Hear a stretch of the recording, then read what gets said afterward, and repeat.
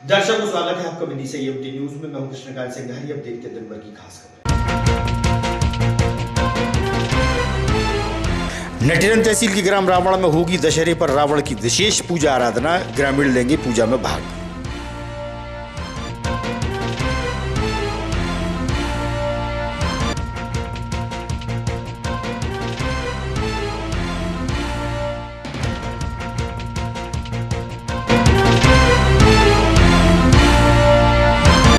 आगामी त्योहारों के चलते सोशल मीडिया पर भ्रामक, विवादित या भड़काऊ पोस्ट डालने वालों पर होगी कानूनी कार्रवाई। एसपी ने दी जानकारी।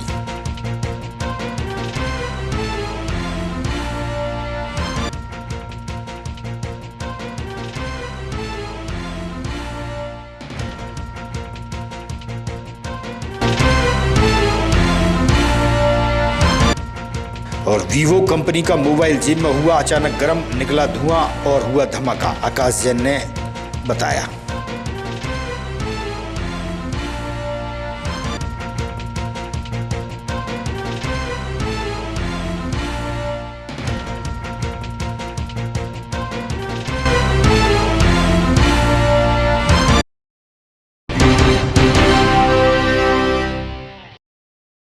अब खबर विस्तार से। विदिशा से 40 किलोमीटर की दूरी पर नटेरन तहसील के अंतर्गत ग्राम रावण में दशहरे के अवसर पर रावण को ग्रामीण भगवान के रूप में पूजते हैं। गांव में होने वाले शुभ कार्य से पूर्व रावण की पूजा की जाती है। इस संबंध में ग्रामीणों ने विस्तार से जानकारी दी है।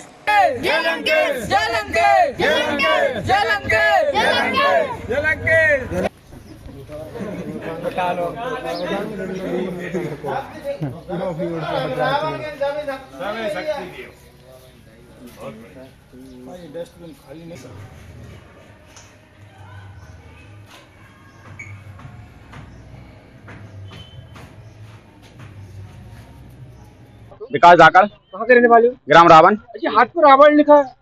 ये हाथ पे रावण लिखा है कि जो हमारे रावण बाबा हैं उनकी पूजा होती है। भाई लोग देखा जाता है भगवान रावण राक्षस के रूप में जाने जाते हैं, लेकिन आप भगवान ने श्री राम ने वध किया था और लोग राम की जय जयकार करते हैं, हनुमान जी करते हैं, आप रावण जी करते हैं। नहीं, रावण की हम इसलिए करते हैं, रावण महापुरुष आदमी था, ब्राह्मण था, बहुत बड़ा पंडित था, विद्वान था।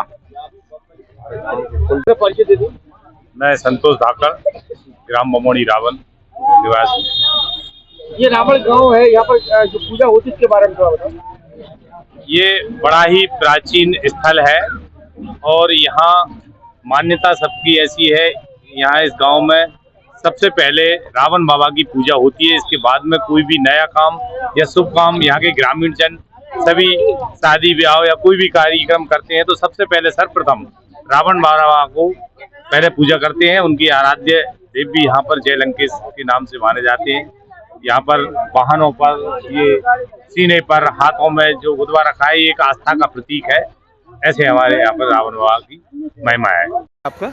मेरा नाम अनिल तिवारी। कहाँ रहते हैं आप? ग्राम रावण। रावण जी, रावण गांव में ये लंकेश क्यों लिखा हुआ है? लंकेश लिखा है। ये हमारे ग्राम देवता जो है लंकेश महाराज ही हैं। अच्छा। हाँ, और इन्हें हमें आस्था से ये हम गाड़ियों पे, ट्रैक्टर, वाहन जो भी हमें हैं उन पे सब पे लिखते हैं। तो क्यों अगर नहीं लिखते तो क्या होता है? कुछ नहीं, ये हमारी आस्था है। अच्छा, आपकी आस्था है हमारी। अच्छा अच्छा। मैं आपका? पंडित सुमित तिवारी। सुमित जी, ये कौन सा स्थान है? रावण महाराज के स्थान है। क्या महिमा है यहाँ की महिमा है रावण बाबा की। सभी पूरे काम रावण बाबा की मानता है हमारे गांव की। शादी विवाह में पहले नंबर फुआ रखा जाता है रावण बाबा। फुआ रखने के बाद कोई सा वाहन खरीदेंगे, पहले रावण बाबा की पूजा की जाएगी, जिससे जय लंकेश लिखा जाता है। और ये रावण बाबा का तालाब है, इसमें रावण बाबा की तलवार है और रावण महाराज की बहुत पुरानी मूर्ति है। और ये बहुत पुराना मंदिर है रावण बाबा का। ये एक पेड़ा था, इसके पेड़े के नीचे रावण बाबा थे। पहले मंदिर नहीं बना था जी। मंदिर 40 साल पुराना मंदिर है। रुद्र भाई साहब जब विराट बने थे जब का बना है जी। तो हम कोई सा भी कार्य करेंगे, शादी ब्याह करेंगे, पहले नंबर फुआ रखेंगे, दूसरा वाहन लेंगे, पहले नंबर पूजेंगे। ये बता चुके आगे बात जी। और ये अपना शंकर जी का मंदिर बना है जी। और ये तालाब में शंकर जी निकले थे वो शंकर जी रखे, कुछ मूर्ति निकली थी तालाब रावण में। को यहाँ पर लाने वाले कौन थे, थोड़ा बताएंगे? प्राचीन मूर्ति है रावण बाबा की, ये गुफा है। और कौन सी गुफा है? सिद्ध बाबा की गुफा है। नाम क्या है? सिद्ध पहाड़िया, सिद्ध पहाड़िया, क्या नाम क्या पहाड़ी का? सिद्ध पहाड़िया है। और कूदे का पहाड़ है, इसके में कौन सा पहाड़ है? कूदे का पहाड़ है। जी जी। और इसमें दानव नाम का एक राक्षस था, वो रावण महाराज को प्रत्यक्ष लंका में लेने के लिए गया। वहां से रावण महाराज को इसने यहाँ लाए, जब इसने स्थापन की पूजा, जो भी है पुरानी बात है, तो दानव नाम का समाप्त हुआ। यहाँ पर रावण के दिन जो दशहरा होता है, दिन क्या आयोजन होता है यहाँ पर? दशहरे को रावण महाराज की पूजा की जाती है, 7 बजे से पूजा चालू हो जाती है। भंडारा होता है, पूरा गांव का होता है, सब लोग बाहर दूर से सभी लोग आते हैं, और हमारे पूरे गांव के सभी लोग आते हैं दशहरे के दिन। और भंडारा होता है, 11 बजे चालू हो जाता है। 4 कृषि उपज मंडी भारतीय किसान मोर्चा व अनाज व्यापारियों के बीच महत्वपूर्ण बैठक आयोजित हुई। किसानों के लिए मंडी में व्यवस्थाएं बनाने हेतु चर्चा की गई। मंडी में होने वाली अव्यवस्थाओं को खत्म करने के प्रयासों के चलते मंडी सचिव व किसान मोर्चा के पदाधिकारियों से हुई चर्चा। मंडी बोर्ड में और सब चीज में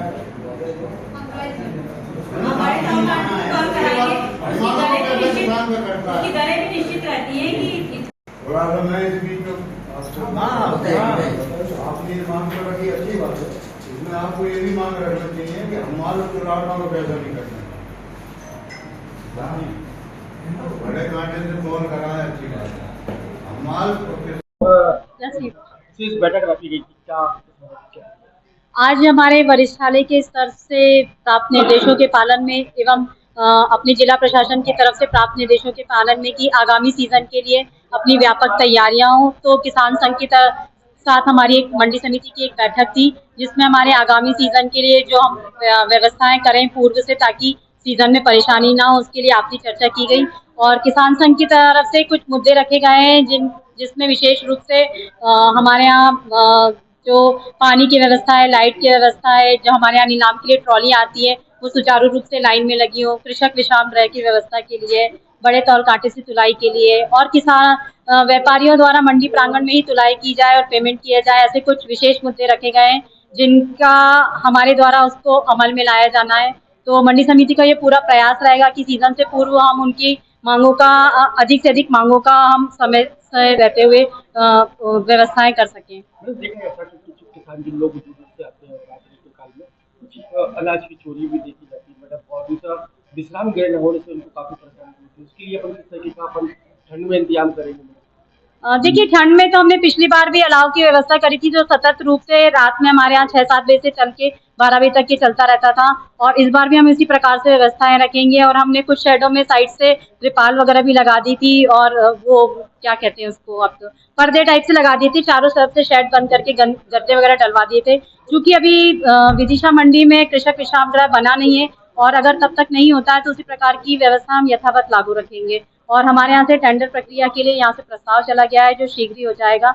जो भी टाइम लगेगा उसमें 5 से 6 महीने, उसमें कृषक विश्राम गृह की निर्माण की योजना है हमारी। सीसीटीवी कैमरे की चोरी की बात मैंने आपसे कही, उसके लिए क्या करेंगे? हमारे यहाँ मंडी प्रांगण में लगभग पूरे प्रांगण को कवर करते हुए सीसीटीवी कैमरे लगे हुए हैं, और कुछ शेड रह गए हैं, 2-3 शेडों में हमने कर लिए, और बाकी जो शेड रह गए हम कोशिश करेंगे कि आगामी सीजन तक की हम वहाँ भी व्यवस्थाएं करा दें। मिर्जापुर स्थित कृषि उपज मंडी में रिद्धि सिद्धि के दाता भगवान श्री गणेश का विशाल मंदिर का निर्माण हो रहा है। करीब 60 लाख रुपए की लागत से मंदिर बनाया जा रहा है। मंदिर निर्माण करने वाले ठेकेदार व अनाज तिलहन संघ के अध्यक्ष राधेश्याम माहेश्वरी से हुई चर्चा।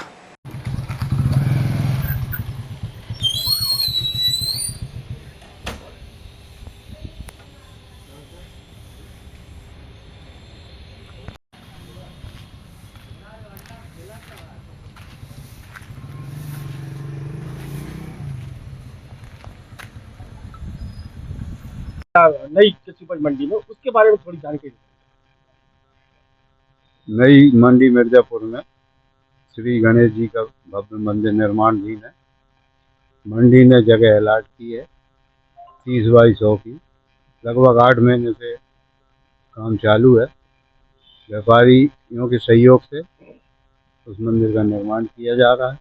लगभग 3 से 4 महीने और लगेंगे। इसका उद्देश्य ये है कि आगामी समय में जब भी मंडी पूर्ण रूप से यहाँ व्यवस्थित हो हो जाएगी सिर्फ मंदिर की जरूरत पड़ेगी। अभी भी हजारों किसान, व्यापारी, हमाल, तौलकार, मंडी वाले सभी आते हैं, इनको धार्मिक लाभ मिले, दर्शन मिले, इसलिए ये बीड़ा हमने उठाया। रिद्धि सिद्धि हो, सबका व्यापार फले, किसान सब सही रहे, इसलिए मंदिर का निर्माण किया जा रहा है। मैं हमारा सिंह चौहान, ठेकेदार हूँ विदिशा में। ये जो मंदिर बन रहा है कहाँ पर बन रहा है? ये अपनी नई गल्ला मंडी मिर्जापुर में एक गणेश जी का मंदिर बन रहा है। कितने स्क्वायर फीट में बन रहा है? 3000 स्क्वायर फीट में बन रहा है। लगभग कितनी लागत से होगी? ये करीब 60 लाख की लागत से बन रहा है। कब तक बन जाएगा? ये इसमें भी 4 महीने और लगेंगे। अच्छा, पुरानी मंडी में भी गणेश जी का मंदिर और हनुमान जी का मंदिर है? हाँ, ये नई मंडी में भी गवर्नमेंट ने जगह अलॉट की है मंदिर के लिए, तो सारी व्यापारी मिलकर इसको बना रहे हैं। प्रत्येक मंगलवार को होने वाली जनसुनवाई के दौरान कलेक्टर अंशुल गुप्ता ने दूर दराज से आए आवेदकों की समस्याएं जानकर निराकृत की।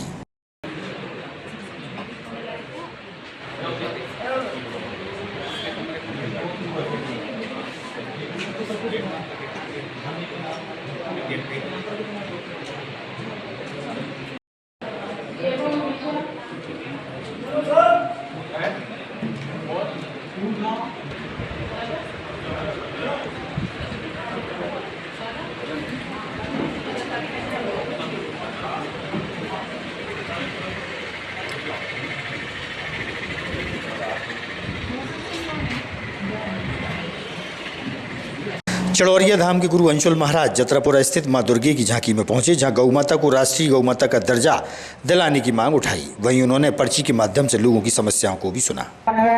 किसका बना वो अभी सबको पता चल जाएगा और इसके बाद फिर दोबारा पर्चा बनेगा। अब दोबारा पर्चा ऐसा बनेगा कि पर्चा पहले लिखा जाएगा, पर्चा पहले लिखा जाएगा। आप में से कोई भी उठ के और किसी को भी उठा के ले आना, उसी का पर्चा रहेगा, उसी का नाम रहेगा।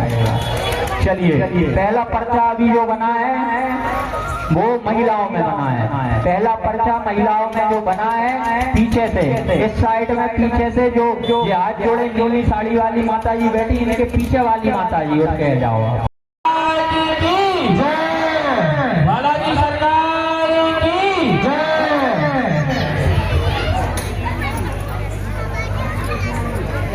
हमारे बीच परम पूज्य गुरुदेव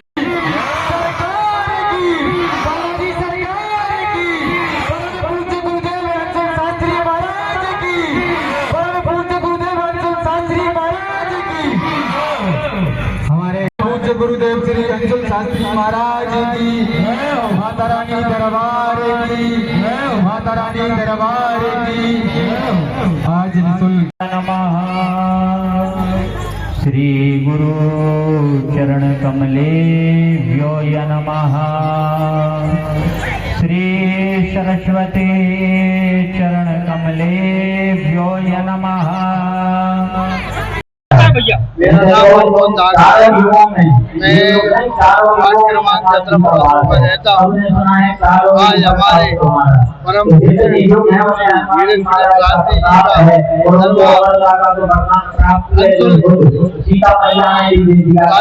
का दरबार लगा है और यहाँ पर सभी का पर्चा लिखा जा रहा है। दशहरे पर माता रानी को बलि दी जाती है। इस संबंध में राजपुरोहित पंडित मनु शास्त्री ने बताया कि नारियल, नींबू, लौंग, कुमांडा में बलि देने की बात कही। कुछ मिठाइयाँ बनती है, कुमड़े का क्या बलि से महत्व है? दुर्गा सप्तशती जो भगवती की आराधना का मूल ग्रंथ है, उसके अंदर 700 श्लोक दर्शाए गए। आप अकेले कुमड़े पर मत जाइए, उस प्रत्येक ऋचा के अनुसार प्रत्येक साहित्य उसके लिए नियत किया गया, जिसके अंतर्गत हम उस आहुति को प्रदान करके भगवती को प्रसन्न करते हैं। डाडवी कुसुमोपमा ये ऋचा है, उसके अंतर्गत डाडवी कहते हैं हमारे यहाँ अनार को। अनार का फल भगवती को समर्पित किया जाता है, भगवती को केले का फल पर समर्पित किया। जिस प्रकार गन्ने के रस से अभिषेक करके आप भगवान शिव को प्रसन्न करके अखंड सुख और शांति और धन प्राप्त करते हैं, स्थिर लक्ष्मी की प्राप्ति होती है गन्ने का रस भगवान शंकर पर चढ़ाने से। उसी प्रकार से भगवती जगदम्बा को भी गन्ने के टुकड़े की आहुति का विधान है, पान का विधान है, लौंग का विधान है।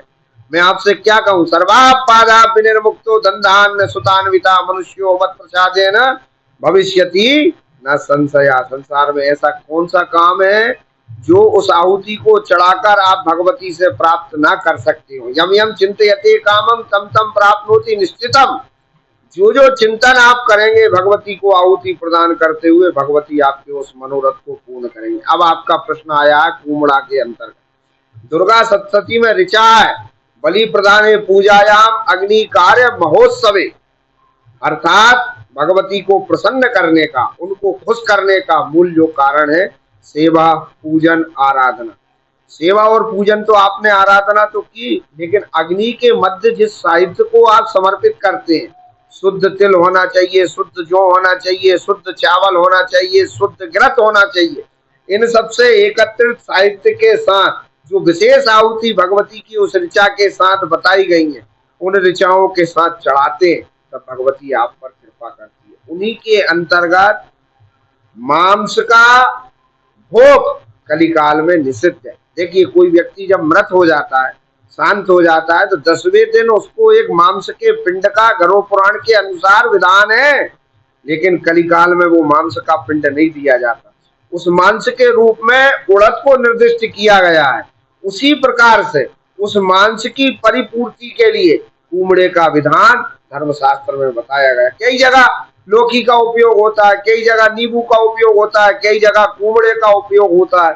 कसीला होता है, कसीला, कसा का अपनी जो कसक है उस बलि के साथ भगवती को समर्पित हो, वो कसेलापन समाप्त हो और माता जी हम पर प्रसन्न होकर हम पर कृपा करें। इसलिए कुमड़े की बलि भगवती को नवरात्रि के अवसर पर प्रदान की जाती है। पुलिस अधीक्षक रोहित कासवानी ने बताया कि आगामी त्योहारों के चलते सोशल मीडिया पर कोई भी भ्रामक, विवादित या भड़काऊ पोस्ट डालने वालों पर वैधानिक कार्यवाही की जाएगी।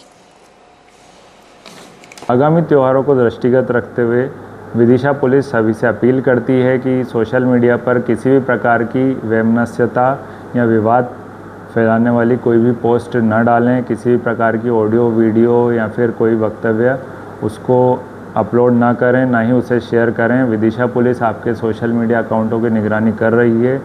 समाज के विभिन्न वर्गों के बीच विवाद उत्पन्न कराने वाली या कोई भड़काऊ पोस्ट पर तुरंत एक्शन लिया जाएगा और वैधानिक कार्रवाई की जाएगी। जय हिंद, जय भारत।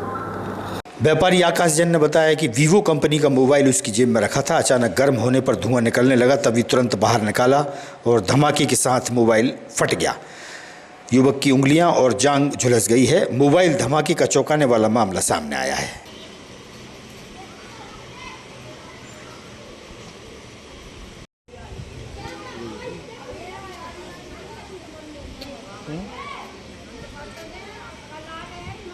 ऐसे ऐसे दिखा तो सर फूल लाल सा पड़ गया पूरा।